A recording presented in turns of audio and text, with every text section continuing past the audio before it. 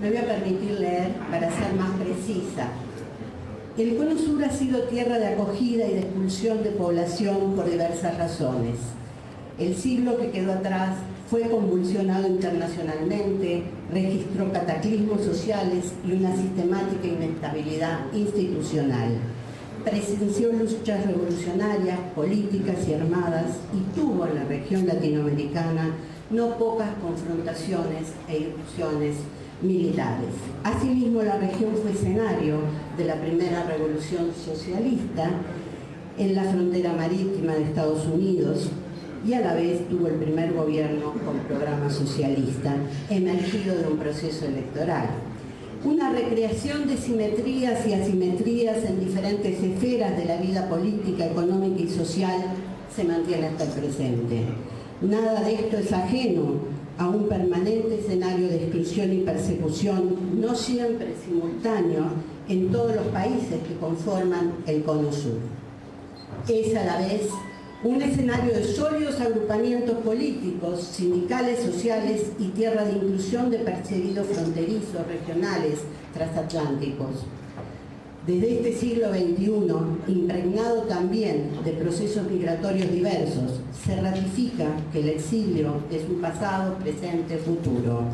Y lo es dependiendo del prisma con el que se le mire y del lugar por el que cada uno cruza cotidianamente. Vale volver sobre la conceptualización del exilio y su práctica para recordar que evolucionaron al tiempo que se configuraron como un mecanismo de exclusión institucional. Fue en los albores del siglo XX que el concepto se circunscribió solo para los adversarios políticos y comprendió la decisión personal de expatriarse y no se limitó de manera forzosa a una imposición estatal. Desde el 48, la Declaración Universal de los Derechos Humanos, en su artículo 9, lo conceptualizó como destierro, tanto por algunas de las causas centrales que lo producen, como por lo que implica. Tiene origen en contextos sociales y políticos en los que priman en esencia las violaciones de derechos humanos, civiles y políticos, es decir, de primera generación, y no los económicos o culturales. Hoy persiste la valoración del exilio como el alejamiento forzado de una persona en su patria, así como permanece la apreciación del exilio como la expulsión de una persona para que resida temporal o definitivamente fuera de su país. El siglo que dejamos se caracterizó por un transitar permanente de individuos y grupos cuyo desplazamiento se debió a causas forzadas, en circunstancias de deportación, expulsión, asilo, refugio. Y a esas migraciones se suman otras de diverso tipo en circunstancias de apremio económico, de búsqueda de identidad o de realización de actividades laborales o estudiantiles que hacen complejo determinar su connotación. El presente siglo mantiene, con diferentes características y matices, muchos de esos desplazamientos. En todo caso, más allá de la delimitación del concepto de exilio en relación con su ocurrencia, con los debates temporales sobre las causas contempladas en distintas legislaciones nacionales y en convenciones y acuerdos regionales e internacionales, en particular con aquellas causales específicas estipuladas para los casos de asilo y refugio, el hecho exiliar trata siempre de un destierro impuesto, cuyas formas detonadoras son diversas como también son variadas las rutas que conducen a abandonar el país de origen o de residencia. Dicho de otra forma, lo que hace del exilio una categoría de análisis histórico es la condición de aquellas personas que fueron expulsadas de su patria o que huyeron en virtud de la persecución o que decidieron dejar su país ante la imposibilidad de hacer su vida en condiciones de libertad allí donde nacieron o residían de manera permanente. Ahora bien, dada la condición punitiva para quien lo padece, que viene desde el fondo de la historia, el exiliado queda en una situación de orfandad. Said lo expresó nítidamente desde el horizonte de escritor protagonista. Comillas, el exilio es algo curiosamente cautivador sobre lo que pensar, pero terrible de experimentar. Es la grieta imposible de cicatrizar impuesta entre un ser humano y su lugar natal, entre el yo y su verdadero hogar. Nunca se puede superar su esencial tristeza. Cierro comillas. Es por tanto un hiato difícil de sortear que impide vivir el presente, lo arrincona en el pasado y orilla a pensar en el futuro. Se retroalimenta con la carencia de lazos de pertenencia, el sentimiento de ajenidad y la fuerza de la alteridad. Está asignado por la nostalgia de la comunidad y de la cultura propia. Esa privación trae consigo impedimentos para asirse en la tierra de exilio y provoca una situación de suspensión que atrapa al exiliado entre un y venir en el tiempo y en el espacio. Lo dijo Sánchez Vázquez hace muchos años: el exilio no es un simple trasplante de una tierra a otra, un hallar en la nueva lo que se ha perdido al dejar forzosamente la tierra propia, sino la pérdida de la raíz, del centro. Es un vivir en el aire, partido en dos, entre la tierra que se pisa y la tierra con la que se sueña volver. Esa descontextualización cultural e identitaria provoca un desarraigo y el sentimiento de despojo de lo propio, debido a que el de identidad se desarrolla basado en vínculos con los otros lugares donde se vive. La inexistencia de un vínculo de integración social hace que no esté presente el sentido de pertenencia. Eso lo han afirmado Grinberg y Grinberg, entre muchos autores. A ello se suma lo que implica la derrota política o social para los ciudadanos que lo padecen y la penalización por lo que supone. Las repercusiones del contexto de ajenidad cultural e identitaria de la sociedad acogida tienen sin duda para el exiliado distintos énfasis y modalidades, provenientes de las trayectorias biográficas y generacionales de cada persona y de las figuras que cada uno porta. Por ejemplo, si una persona tiene una identidad simbólica que está acoplada con la sociedad de partida, su condición de exilio le hace perder hasta sus rasgos más característicos, por ejemplo, el profesional prestigiado, el líder de opinión, el dirigente sindical. La pérdida de esas prendas simbólicas, en muchos casos, es para siempre. El exilio es entonces relativo a la edad, a la condición laboral o profesional, a la condición social o cultural, a la pertenencia sindical o política y a aquellas características de las personas vinculadas con la transmisión de la experiencia misma del proceso de exilio, tanto en su papel disparador como receptor. Sobre estas diferencias que hacen las singularidades de cada experiencia seguramente influyen las respectivas temporalidades de los exilios. No es lo mismo vivir uno breve que otro que implica periodos muy largos. Una perspectiva de esta dimensión temporal está, y nuevamente retomo a Sánchez Vázquez, en las palabras de Sánchez Vázquez. Pero el tiempo que mata también cura.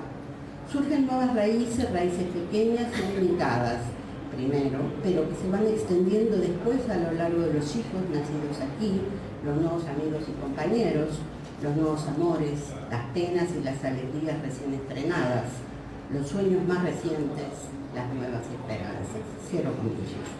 Un asunto es el sufrimiento por no estar, otro diferente es considerar como valor la pertenencia. En todo caso, el exilio es una grieta profunda, con distintas maneras de esquivarla. También es aprendizaje y puede desembocar en la certeza de que solo es posible vivir si la patria es algo más que identidad. Es de otra manera de anclaje, es otra manera de anclaje, dando lugar no solo a la nostalgia, sino también a entender ampliamente el cosmopolitismo humano. Esta conceptualización está plasmada, así lo entiendo, en la hermosa e ilustrativa letra de la canción de Canonga y Manuel. Comillas: los hijos de Gardel siempre supieron que la patria es algo más que identidad.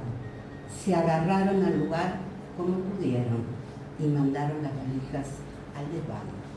Comillas.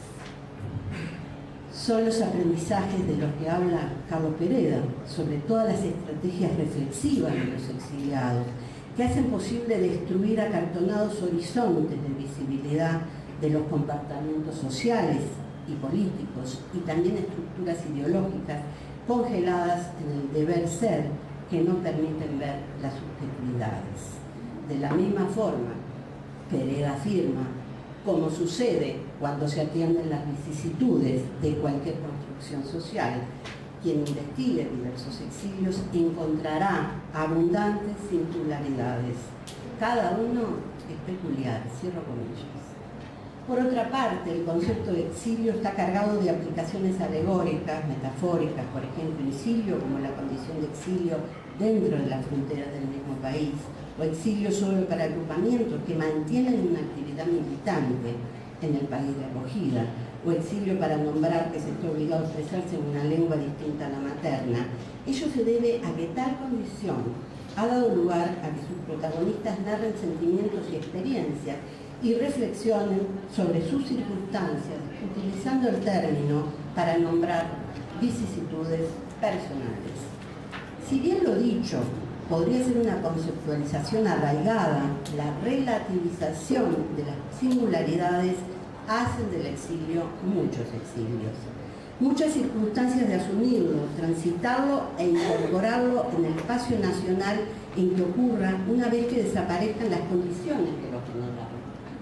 He ahí que las formas, no solo de vivirlo en su tiempo, como en lo que podría llamarse el estado de exilio, son tan diversas como piezas de un caleidoscopio. Desde mi horizonte de visibilidad, al formular la pregunta sobre la intersección entre historia y exilio, historia y migraciones, historia y derechos humanos, encuentro necesariamente un atajo metodológico como determinación disciplinaria y temática. Buceo entonces entre ciertas discusiones historiográficas que pueblan el campo y sin entrar a discutir aquí historia del tiempo presente, historia del presente, historia reciente.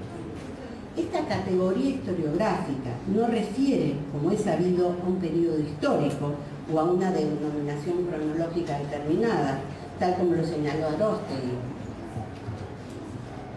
La historia del presente, cito, propone que cada momento histórico, con unos determinados actores, es en sí mismo una historia presente, según la percepción de sus propios actores. La historia del presente equivale a la coetatividad. Bedárrida lo señaló en su momento también. La mayor innovación la constituye la interacción entre el pasado y el presente, y sostuvo asimismo que el calado sustantivo está en la temporalidad, tal como él lo argumenta, comillas. No hay pasado ni porvenir, sino a través del presente.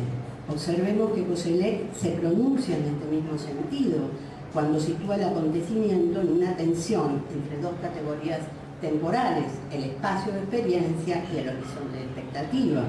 Si el pasado no existe ya, el porvenir permanece. Si el futuro existe todavía, la expectativa del porvenir está presente.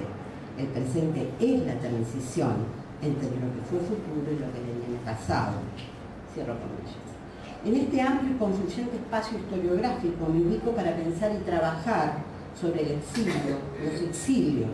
¿Cómo no hacerlo si el quehacer está centrado en la historia vivida, en aquella donde convergen tres generaciones, que dominan la cotidianidad presente, es decir, la cotidianidad del tiempo de los testigos presenciales, el lugar donde hay una memoria viva?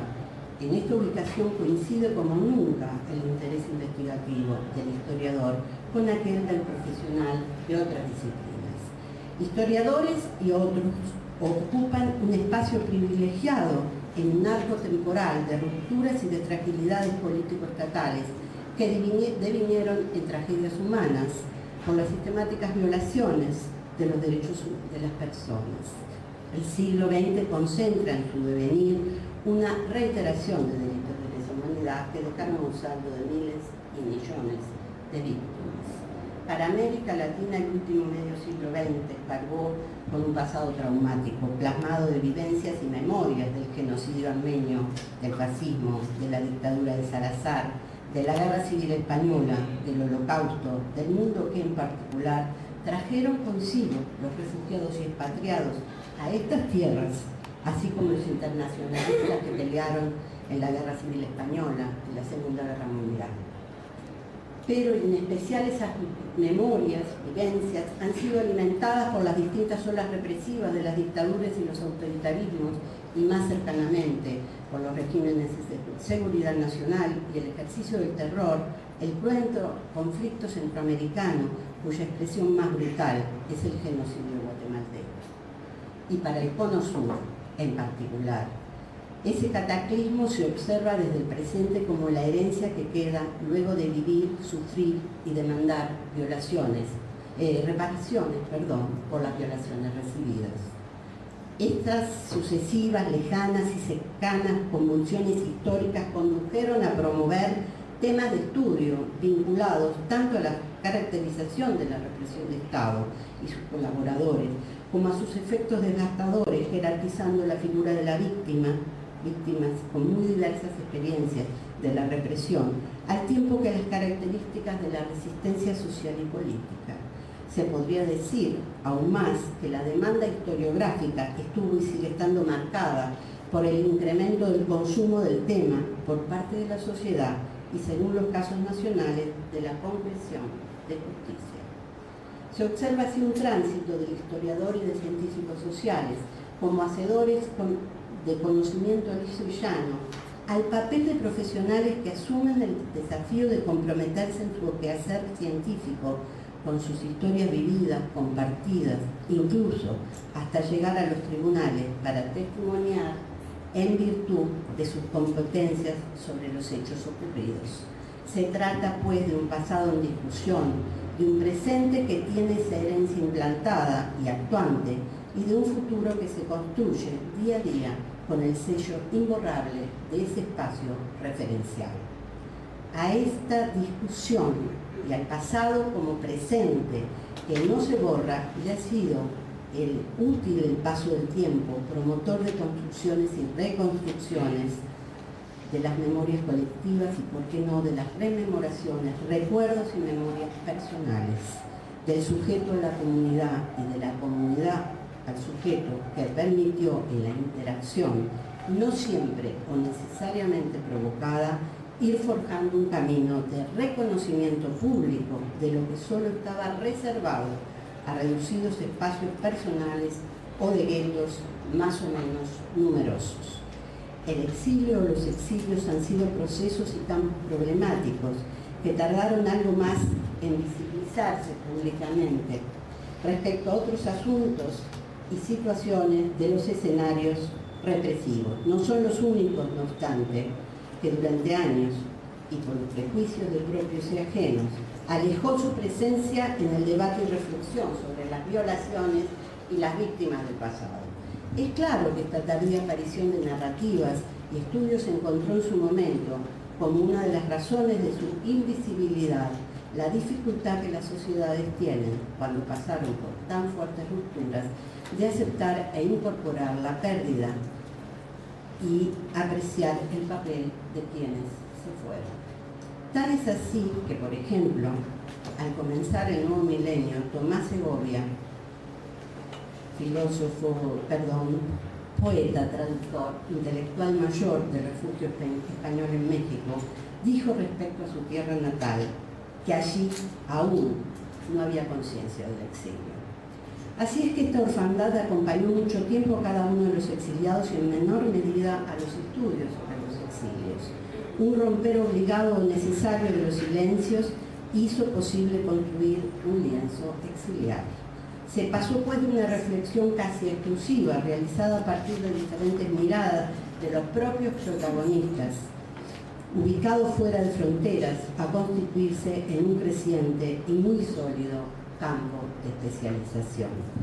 Por la fuerza simbólica de las razones que lo provocaron y por sus distintas repercusiones en las tierras de expulsión y de acogida, el fresco de los exilios se ha ido pintando con hilos y redes que muestran las rutas de salida, así como aquellas que hicieron posible la reutilización de exilios previos en sentidos inversos, los recursos a figuras incorporadas en las tratadísticas nacionales e internacionales, y también ese lienzo, ese mural ya amplio e intenso, evidencia la sucesión discontinua de tiempos de llegada, la pluralidad de corrientes políticas y sindicales, y de forma notable una madeja de historias.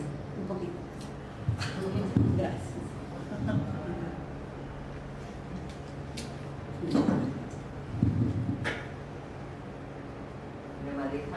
Sí, de historias personales, historias personales con adaptaciones y desadaptaciones, configuración de subjetividades en torno a la carencia de patria o a la aceptación de ciudadanía universal, como el cúmulo de acciones para seguir en la política, pero también para salir de la política. No obstante, de los aspectos macro y micro de los exilios, falta mucho por divisar. Hoy se vive una coyuntura especial en esta tierra que abre sus puertas para los refugiados sirios o para algunos quizás por Guantánamo. Se produce así una puesta al día de diversos significados de lo que podemos convenir que son migraciones forzadas. Se trata de momentos y escenarios que regresan en el Uruguay.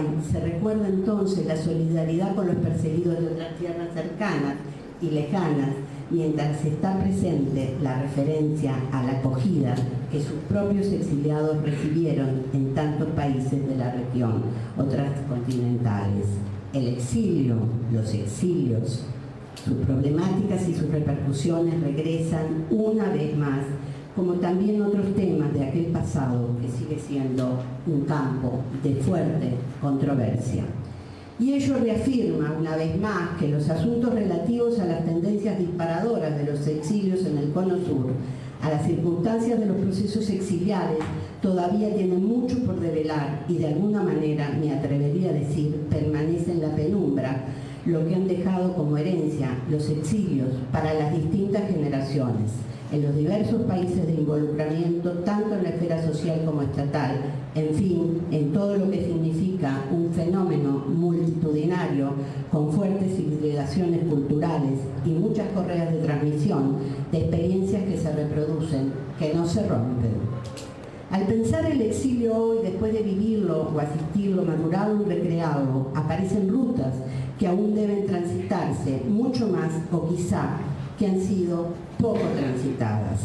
Me pregunto si es posible concebir al exilio y al exiliado, por ejemplo, como una caracterización excluyente de muchas experiencias humanas. ¿Hasta dónde el exiliado es o fue aquel que puede comprobar la persecución sobre su persona? Esto nos lleva además a un tema que cobra importancia cuando se habla de las generaciones en los exilios prolongados y cuando se analiza la transmisión intergeneracional por demás presente y se piensa el futuro de nuestras realidades latinoamericanas. Estoy terminando. En sus estudios sobre las generaciones, Mannheim disecciona el concepto a través de una gradación de componentes dentro de los que coexisten, por una parte, distintas líneas que se superponen unas a otras y por otra, distintos niveles de profundidad. Detecta así un primer plano posicional, no solo delimitado por la cohorte del nacimiento, sino entroncado en un ámbito social. Sobre esta posición generacional se extiende otra línea que él define como conexión generacional, que trasciende el ámbito histórico, social de la posición y que está conformada por aquellos que compartieron un destino común, es decir, la represión, la huida y el exilio de su familia. Diría aún más y con fuerza, desde este presente, el desexilio o la senda de fuga de aquella experiencia para insertarse o reinsertarse desde una experiencia que se procura dejar atrás. Y aún por encima de este destino se impone la unidad generacional, definida como una adhesión más concreta y estrecha que hace posible que dentro de una misma conexión generacional se constituyan unidades generacionales que utilizan sus vivencias comunes como fuerzas formativas que harán posible la socialización de los individuos. Estos principios configuradores básicos que tienen gran continuidad serán por ello la primera línea del acontecer sociohistórico. Es preciso crecer desde ellos si de verdad se quiere participar en el acontecer colectivo. El complejo proceso de transmisión de la memoria transgeneracional en el seno de las conexiones generacionales entre aquellos que compartieron un mismo destino no es menor pensado desde el hoy y tal vez desde el mañana. La misma duración del proceso histórico que generó los exilios convirtió a la primera generación en el testigo preferido, en tanto la siguiente alcanzaba la vida autoexperimentada, que le permitiría relevarlo de esta función e integrarlo a la cadena de transmisión. Según la propuesta de Nora, con esa serie de eslabones en la que el actor se vuelve testigo y los nuevos testigos se convierten a su vez en actores que siguen alimentando el fuego generacional. Este fuego es una especie de llama olímpica que cada generación enciende desde su presente para iluminarse al futuro. Es siempre un fuego nuevo. Sus contenidos dependen de aquello que la generación testigo haya transmitido, en tanto que con Jerusalén se puede sostener que la memoria es del pasado y el olvido solo se conjuga en presente. Por lo tanto, solo son capaces de olvidar y por consiguiente de no transmitir a la siguiente generación quienes vivieron la experiencia. También es cierto que solo se recuerda socialmente aquello que fue activamente transmitido por la generación poseedora de cada presente. Así cada generación carga sobre sus hombros la responsabilidad de la transmisión y la memoria generacional es el receptáculo de las muchas selecciones memorísticas que la antecedieron y que la sucederán. Finalmente, entonces, cada una de las generaciones cargará con la tarea de cómo se resignifican los procesos exiliares. Y continúo preguntándome ahora si es posible pensar al exilio con el cliché del compromiso militante o de la permanencia de los mismos roles en esas actividades políticas y sindicales, por ejemplo, cuando pudieron existir mutuaciones fundamentales, como si se observara, por ejemplo, nuevamente desde la perspectiva de género. También, y con una preocupación que se me ha reforzado con los años, la interrogante es sobre cuánto se sabe de quienes se desdibujaron, no incluyéndose en el conglomerado exiliar de los países de acogida. Me sigo preguntando si es posible develar esos otros exilios. Y aún más se necesita para el presente mucho mayor conocimiento de los alcances reales que tienen los instrumentos regionales e internacionales de protección para los perseguidos, desplazados, desterrados. Las experiencias pasadas dieron y seguramente pueden iluminar mucho más sobre las colectivas e individuales. Cuánta distancia hubo y cuánta puede llegar a haber entre el fin último que está en el espíritu de los instrumentos jurídicos y el alcance preciso que se les da en la práctica. El desafío es conocerlos mejor y quizá, en algunos casos, readaptarlos, ayornarlos de acuerdo a lo que las experiencias han dejado como lección. Sin duda, muchos son los atajos que podrían tomarse para seguir pintando el multicolor lienzo de los exilios.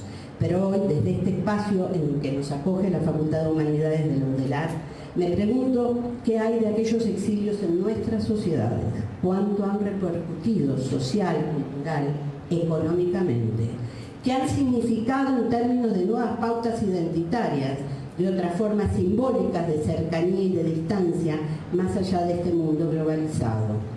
Y cuando me refiero a estas posibles improntas de muchos exilios de ida y vuelta a lo largo del siglo que tienen fuerte peso de aquella segunda mitad del siglo XX, latente en la memoria e inserto en el debate del pasado, vuelvo a preguntarme qué hemos acumulado de información y análisis.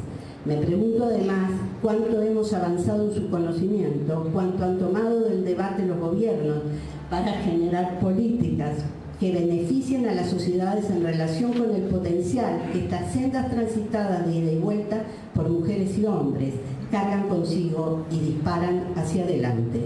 Y esa proyección se hace mediante una construcción simbólica subjetiva que es expresada materialmente en varios escenarios de los que son parte imborrables distintas generaciones de las experiencias exiliares. Así pues, los exilios dejaron de ser una pérdida para los países de expulsión y han devenido en otra condición que habría que develar totalmente, no solo desde el ámbito de las múltiples subjetividades, sino a su vez como fenómeno público que incide en tener mayor evaluación, sin tener mayor evaluación o promoción en actividades y vivencias a escalas nacionales y en espejo, intentando valorarlo de igual forma en el potencial que genera en los países de acogida.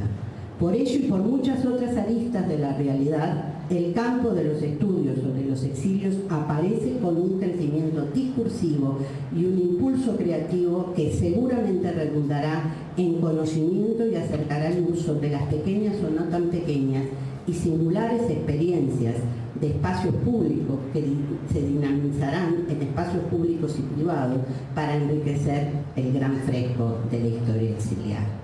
A más de 40 años de los exilios multitudinarios del Cono Sur y a muchos más de que estas tierras recibieran los transoceánicos que alimentaron con sus experiencias múltiples las sociedades sureñas y que luego facilitaron la reutilización de redes cuando la población de estas latitudes se vieron obligadas a salir al exilio, las jornadas que hoy nos convoca en su segunda edición son prometedoras de novedades investigativas que vislumbran en las miradas propuestas. Son a la vez estas jornadas foros en que dialogan varias generaciones de especialistas en el campo y por sobre todo son un ámbito de interacción con los jóvenes investigadores.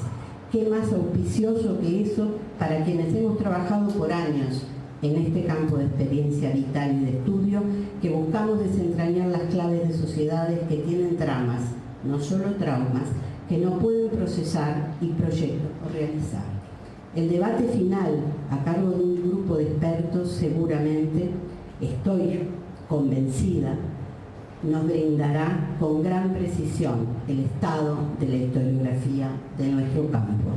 Vamos entonces hacia más pesquisas confiables que nos acerquen con mayor precisión, rigor y profundidad a los paisajes sociales, políticos, culturales, económicos de ayer y de hoy, sobre las experiencias de los exilios, porque en sus repercusiones principales estos siguen latiendo.